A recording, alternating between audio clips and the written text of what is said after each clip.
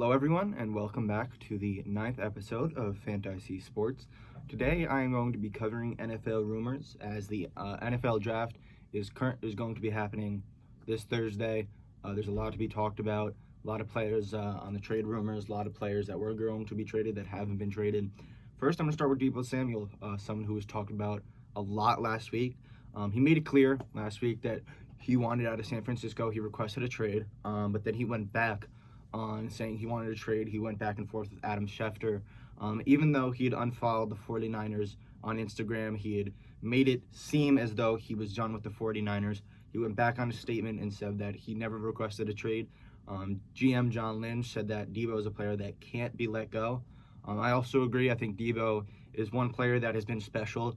Regardless of his last season, the seasons before that, he was still very impressive with the limited time he had on the field. He got injured, but he was still very, very good. I think this trade's unlikely to happen. I think he's going to stay there. I think it's just one of those things where maybe he was unhappy for a second. He was unhappy with something that was happening. I think he will be staying. I think he'll be playing on the rookie contract as well. I think he wants a extension, but I don't think at this point he's proven that other than the one season he had, I don't think he qualifies for one of those big extensions. The next player I have up is Kyler Murray. Kyler Murray has been nothing short of a drama queen. He's a diva. He's unbearable, and I hate Kyler Murray. I really, really do.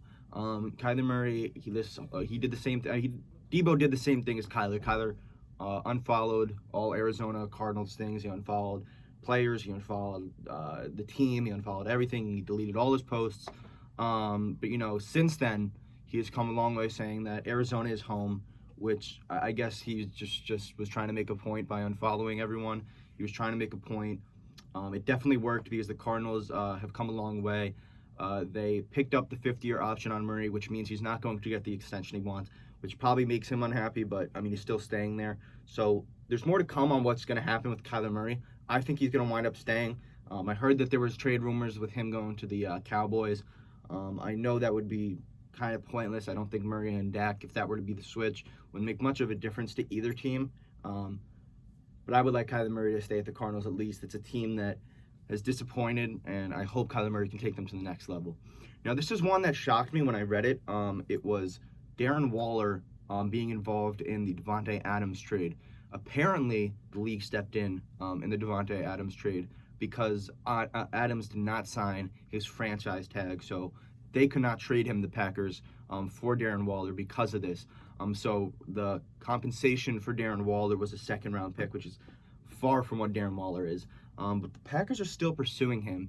And the thing that I'm seeing is I don't know what they're going to the thing that I'm thinking is I don't know what they're going to wind up giving up for him. They don't have enough on the roster, and I don't see them. They just don't have enough capital to trade for Darren Waller. And they just signed Robert Tonyan to a 1-year. He was coming off an ACL injury. He was pretty good. I don't understand the Darren Waller signing or Darren Waller move. I think there's other players that they could move for, other players they can sign. I don't know why they wouldn't try to sign someone rather than trying to trade for someone at this point. Keep everything that you have, the picks, the players, and then just try to maybe sign. There's a lot of good free agents. There's Odell, there's Will Fuller. There's plenty of free agent wide receivers that they could sign that would be effective to Aaron Rodgers. Aaron Rodgers would obviously take them to the next level. Something else that I had on the NFL rumors was Tom Brady. Apparently, Tom Brady was going to be traded to Miami. This is something I heard earlier. I never believed it, but after reading a little, apparently the Buccaneers were really prepared to accept a second-round pick from the Dolphins for Brady. In my eyes, this makes a little bit of sense. Brady, he retired. How many more years does he have left? The Buccaneers probably want to move on. Chris Sims, who reported this, said that the Bucs called Brady after his retirement and told him that they were looking into replacing him with another quarterback, in which Brady decided to return. I don't know how this helps them. I think the team is still good. I don't think the team is good enough as it was when it won the championship. I see this as a move of Tom Brady. Personally, I don't want to say selfish because Tom Brady is a very unselfish player. He took a pay cut earlier. I just don't understand why they didn't wind up trading him. The Dolphins would be a perfect team for Brady to go to. They have great signings. They're one quarterback away from being a pretty much contending team. I mean, the defense is young and good, and the offense is Tyreek Hill, Jalen Waddle. They just signed Chase Edmonds. That'd be a good team for him to be on. So, in my opinion, I think that trade actually would have been very beneficial to both sides. Buccaneers get to move on. I don't think they're going to be in the run for a championship this year. They lost a lot of pieces. A lot of players on that team are old. Whatever his name, Chris Godwin's coming off an injury. Just seems like a team that's not as powerful as people think. And for the Seahawks, I wanted to go into them because they're a team that has been filled with a lot of rumors surrounding trades ever since Russell Wilson. They've been and a lot of rumors surrounding who they're going to pick in the NFL draft. And one thing that I did read was from Jeremy Fowler of ESPN that the Seahawks were set on taking Malik Willis with the number 9 pick if he was on the board. But if he were to go off the board before the number 9 pick, they'd be looking at North Carolina quarterback Sam Howell and day 2. In my opinion, I don't think the Seahawks should take a quarterback this draft. I think they should tank and look for Bryce Young next year. I think Bryce Young is one of the best young quarterback prospects I've seen in a really long time. I mean, just the stuff that he's doing in college is ridiculous. And I think when he enters the draft next year, he's going to be probably one of the top 5 picks. I mean, he's just so good. So I think they should honestly, because the thing is, like I've said about this draft, there's a lot of project players. There's a lot of players that you're going to look at, and they're going to be, we need to build them up. We need to make them this. We need to work on this. And I feel like that's not what you really want as a team of the Seahawks. You're a bad team. I don't think you want to be working on a quarterback. You want to draft a quarterback. That's good. Start getting better picks. I just see the Seahawks, if they make this pick, it's a bad pick. I think they should work on the defense. They should work on the offense. I don't understand the pick if they're really set on taking a quarterback, but you never know what could happen with the Seahawks. 2 other things I want to cover are Baker Mayfield, and then I want to go into the Jets. Baker Mayfield, obviously, first overall pick. He didn't not live up to expectations, but he definitely wasn't superstar. He was pretty good his rookie season. The second season, he had a sophomore slump. He played pretty bad. Third season, he was decent. Last season, he played pretty bad. It's when the Browns traded for Deshaun Watson, I was initially very excited, and I am still excited. I think Deshaun Watson is a crazy quarterback. He's so good, and on a Browns team that seems like they were just one piece away from being really good because of their defense and their offense, I think Deshaun Watson definitely puts him into that contending like category. But the thing about Baker Mayfield is he's in this position now where I don't think he's a bad quarterback. I really don't. I think Baker Mayfield was in a bad situation. I don't think they catered the offense to him. I think there was a lot of mental fights that he had to do because of Odell Beckham Jr.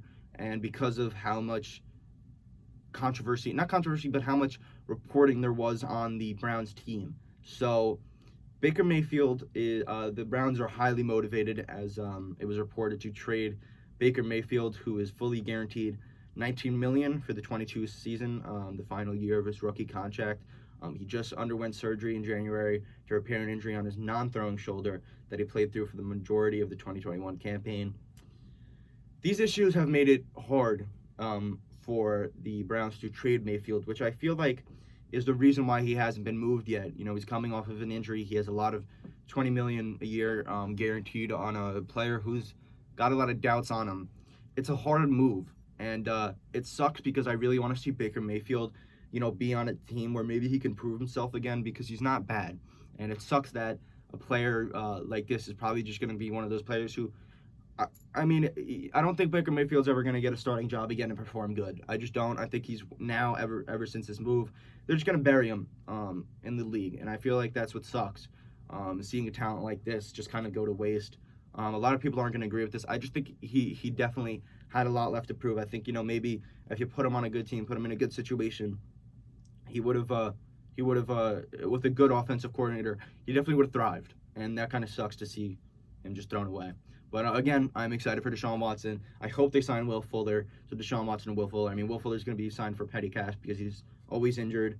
And he did not do good last year. I'm pretty sure he was injured the whole season last year. So I would love to see Will Fuller go to that team.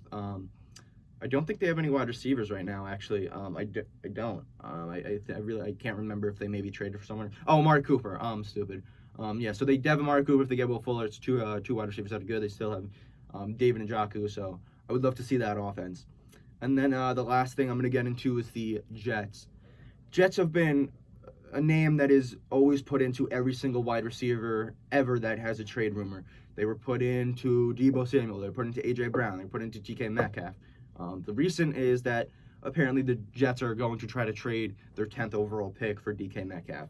I feel like when you see a team that's so tied into every single wide receiver and then nothing happens, obviously they were tied into Tyreek Hill. It was the Jets or Miami. And obviously he went to Miami. I just don't think the Jets are going to get anyone. I don't think the Jets are bad. I think they're on the incline. They're coming up. They got Zach Wilson. They got some good pieces. I think they'll be eventually good. They got Robert Saleh, who I think is a great head coach. But I hate hearing these rumors every single time a wide receiver is going to be traded or wants to be traded. Because I don't think the Jets are going to get a single wide receiver in a trade. I don't think they're going to get DK. I don't think A.J. Brown's going to get traded. I don't think Deebo Samuel's going to get traded. I don't think any wide receiver is going to get traded. I think what they should do is draft a wide receiver in the first round.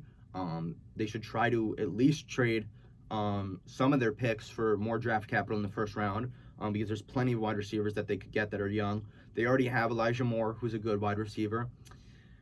So, who's to say that they need another two wide receivers? So, I think they should definitely go first pick offensive line, second pick a young wide receiver.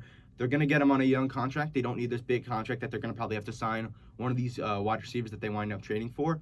So, I think that's what the Jets should do. I don't know if it's what they're going to do. I don't know why they're trying to trade for one of these wide receivers who has been in the league for a couple of years but still young. I don't know why they wouldn't go for someone really young on a low pay.